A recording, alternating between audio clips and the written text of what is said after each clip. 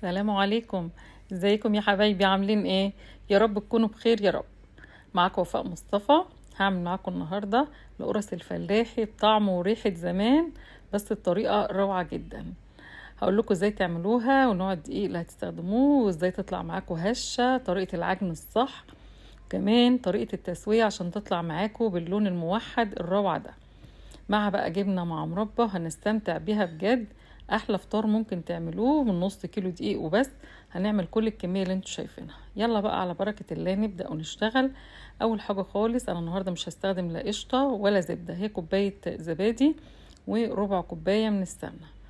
اي نوع سمنة انت حباه هتحطيه، وكوباية الزبادي زي ما انتوا كنتوا شايفينها 110 جرام. احط كمان معلقتين اتنين من الزيت، وربع كوباية من السكر، ودي نص معلقة من البيكنج باودر، ومعلقة مش مليانة 10 جرام من الخميرة. خميرة الفورية يا جماعة، نتأكد انها تكون نشطة وشغالة مش بايظة، عشان التخمير مهم جدا في القرص دي، يعني تكوني لسه جايباها. وهنا حطيت شوية ملح، يعني حوالي تلت معلقة صغيرة. خلاص كده هدوب كل المقادير دي مع بعض كده، عشان السكر والخميرة والبيكنج باودر والملح وكل حاجة تدوب كويس. يعني بالمعلقه افضلي قلبي فيهم شويه، هتبص تلاقي الخليط بقى عامل زي القشطه كده. انزلي بقى عليهم بنص كيلو دقيق منخول.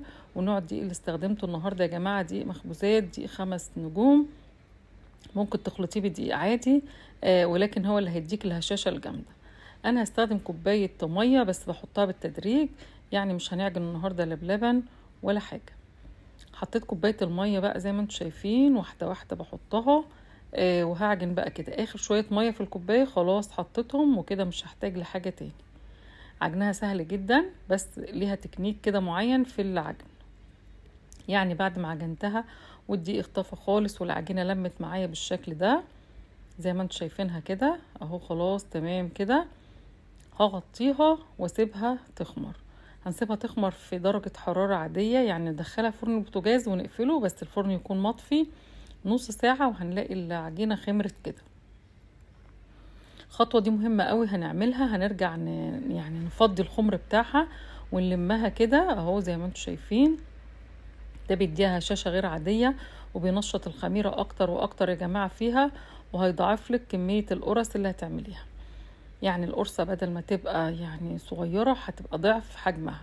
وهغطيها تاني وهدخلها فرن البوتاجاز برضو تاني وهو مطفي.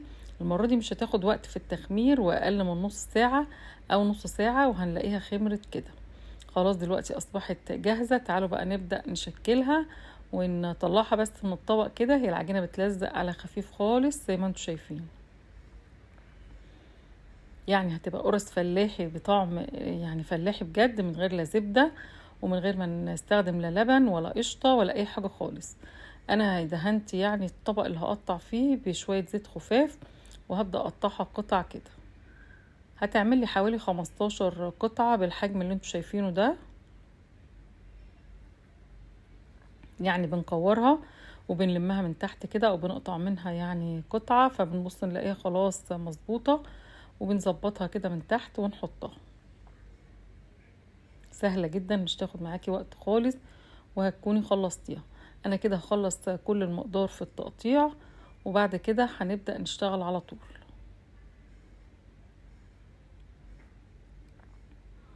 خلصت خلاص كله تمام كده. مش هدهن الوش لا زيت ولا اي حاجة خالص، مجرد هغطيها بكيس او يعني فوطة كده يعني كويسة، وسيبيها 5 دقايق على بال ما تكوني جهزتي الصاج بتاعك اللي هتشتغلي فيه. هجيب بقى اول قطعة يعني عشان نبدأ نشتغل. بصوا دهنة زيت لمرة واحدة بس، بصوا مرة واحدة بس، وهدهن زيت خفيف، وهبدأ افردها كده بايديا وببطن ايديا عشان ما يبقاش فيها يعني الصابع ما تبقاش معلمة فيها. وده يا جماعة السمك بتاعها بوريه لكم. هجيب بقى الصاج اللي انا هسوي فيه، والتسوية الصح يا جماعة بتبقى في صاج يكون من الالومنيوم، احلى تسوية.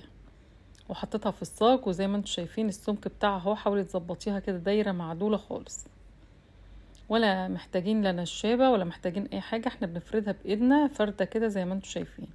وفي 5 دقايق بالظبط هتبص تلاقي نفسك خلصتي. وهو ده السمك اللي انا عايزاه يا جماعة، لانها لسه هتخمر ولسه هتزيد في الفرن.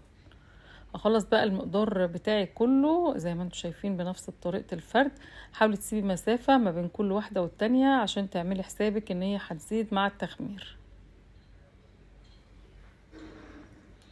وبعد ما هتخلصي بقى كل المقدار بتاعك كده بالشكل دوت، ظبطي بس الشكل كده اهو يا جماعة. هدخلها برضو فرن بوتاجاز وبرضو مطفي، وهسيبها تخمر على راحتها. تخمر لغاية ما حجمها يبقى كده يا جماعة، وتتضاعف بالشكل ده، تتضاعف مرة او مرتين كمان. دخلتها بقى فرن البوتاجاز وهو سخن. كنت معلية الشبكة فوق خالص، يعني على اعلى رف، عشان محتاجش اولع الشواية خالص.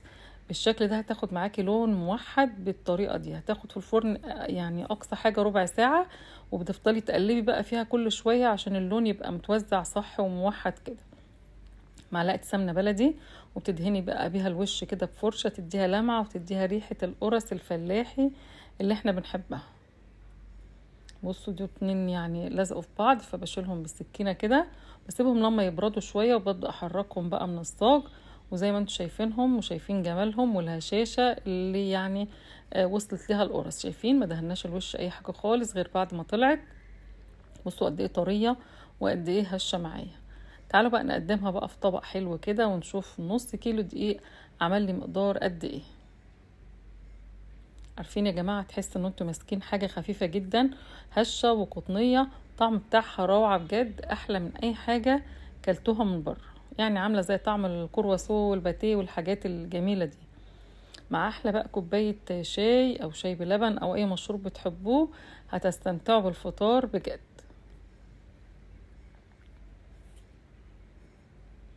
يعني بدل ما تقعدي تحضري في فطار وانواع اكل معينة ما تتاكلش، كل الحكاية هتعملي القرص دي من نص كيلو دقيق بالهشاشة اللي انتوا شايفينها دي. بصوا يا جماعة، على فكرة تتاكل لوحدها كده من غير اي حاجة، مع كوباية الشاي كده اخر حلاوة.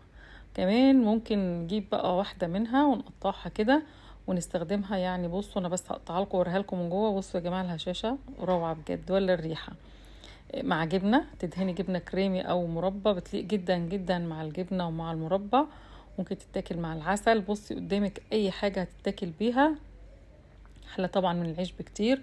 وزي ما انتم شفتوها اقتصادية، ما استخدمناش غير ربع كوباية من السمنة بس، ونص كيلو من الدقيق، وعملنا المقدار ده. ولا استخدمنا لبن ولا زبدة ولا اي حاجة يعني مكلفة.